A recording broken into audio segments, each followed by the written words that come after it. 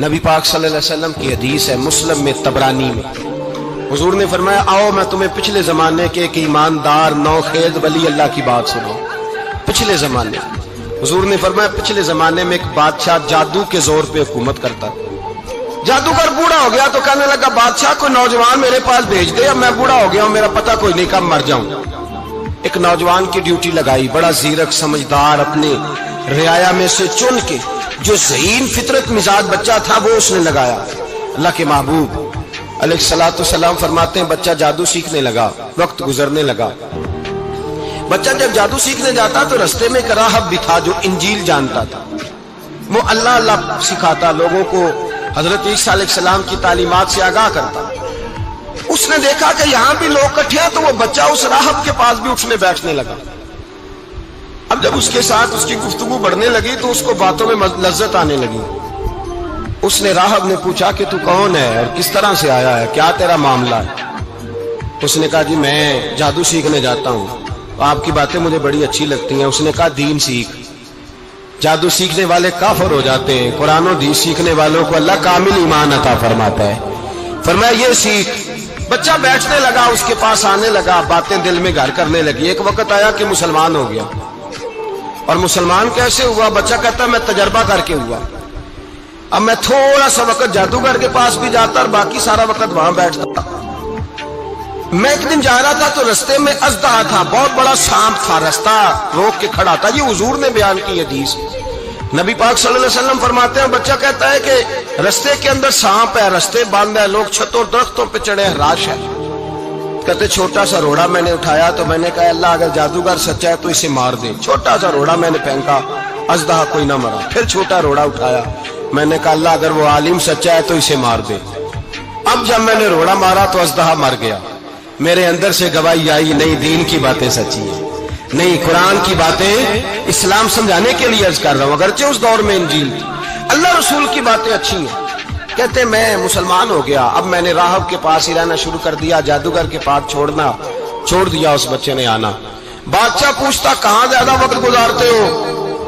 دو بات بول کر دیتا، وقت تیزی سے بڑھنے لگا۔ اللہ نے اس نوجوان میں طاقت پیدا کر دی، اب وہ اس کے اندر نا اللہ نے توانائی روحانیت پیدا کر دی، ابھی جوان ہے، 14-15 سال عمر ہے۔ اللہ نے اب جو بیمار بھی آتا وہ دعا کرتا تو اللہ صحت عطا کر دیتا، جو بھی آتا۔ بادشاہ کا ایک درباری تھا، بادشاہ کو پنکھا جلتا تھا، اندھا ہو گیا، کوئی ایسی تکلیف آئی کہ نابینا ہو گیا، بڑے علاج کرائے شفا نہیں ہوئی۔ کسی نے اس بچے کا پتہ بتایا کانوں میں، اس کے پاس گیا تو بچہ کہنے لگا شفا تو ہو جائے گی پر کلمہ پڑھنا پڑے گا، مسلمان ہونا پڑے گا، جس پیغمبر کا میں غلام ہوں تجھے بھی بننا پڑے گا، دین پہ عمل کرنا پڑے گا، اللہ شفا دیتا ہے۔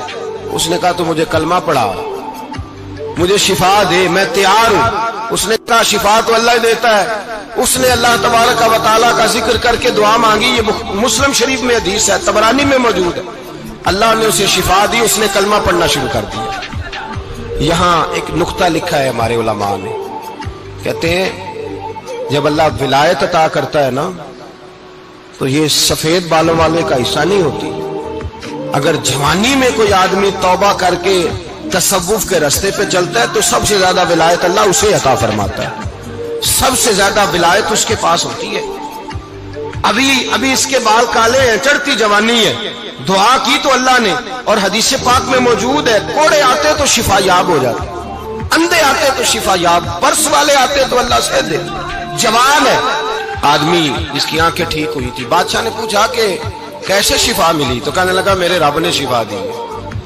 بادشاہ سجدے کراتا تھا، اپنے آپ کو منواتا تھا معاذ اللہ، کہنے لگا میرے علاوہ کون رب ہے؟ اس نے کہا وہی رب ہے جس نے تجھے پیدا کیا ہے، اور وہی رب ہے جس نے مجھ اندھے کو آنکھیں دی ہیں، وہی ہے میرا مالک۔ کہا اچھا تو مجھے نہیں مانتا؟ کہا نہیں میں اپنے رب کو مانتا ہوں۔ بادشاہ نے اسے سزا دی، ستایا، اس نے بچے کا پتہ بتایا، پھر بچے کو بلا کے ستایا تو اس راہب کا پتہ بتایا، راہب بھی قتل ہو گیا، نابینا بھی قتل ہو گیا۔ بادشاہ نے کہا سپاہیوں سے اس بچے کو لے جاؤ اور پہاڑ کی چوٹی پہ جا کے نیچے پھینکو تاکہ مر جائے۔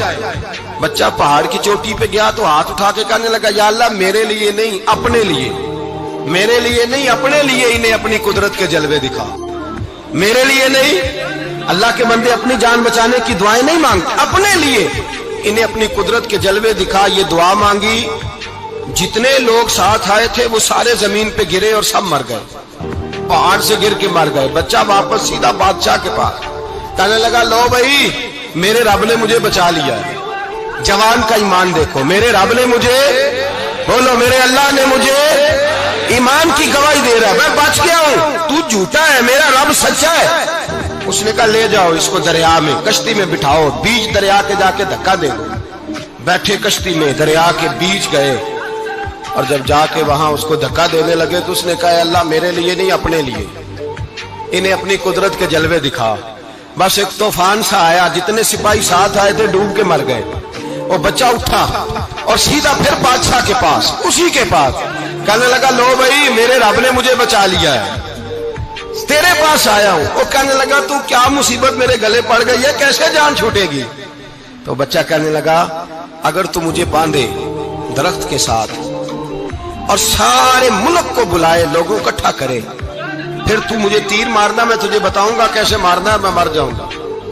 اللہ کا بندہ نوجوان ایمان دیکھو، مرنے کے طریقے بتا رہا ہے، میں تجھے بتاؤں گا میں کیسے مروں گا۔ یہ بات کہی، بادشاہ نے سارا مجمع جمع کیا، ملک سارا باہر آ گیا، درخت کے ساتھ باندھ دیا۔ کہنے لگا بھائی لوگوں یہ مجھے مارنا چاہتا تھا، مار نہیں سکا، اب میں اسے بتانے لگا ہوں کہ میں کیسے مروں گا۔ اسے کہو جب تیر مارے تو ساتھ میرے رب کا نام بھی لے، میں اپنے رب کے نام پہ جان دوں گا۔ بادشاہ نے اللہ کہہ کے تیر مارا، پیشانی میں لگا، بچے کی روح پرواز کر گئی، جتنا مجمع کھڑا تھا سارا کلمہ پڑھ کے مسلمان ہو گئے، سارے مسلمان ہو گئے سارے۔ میرے رسول پاک سید عالم صلی اللہ علیہ وسلم نے نوجوانوں کو بتایا جب تمہارے اندر ایمان کی قوت آئے گی تو اللہ تمہاری مدد کرے گا۔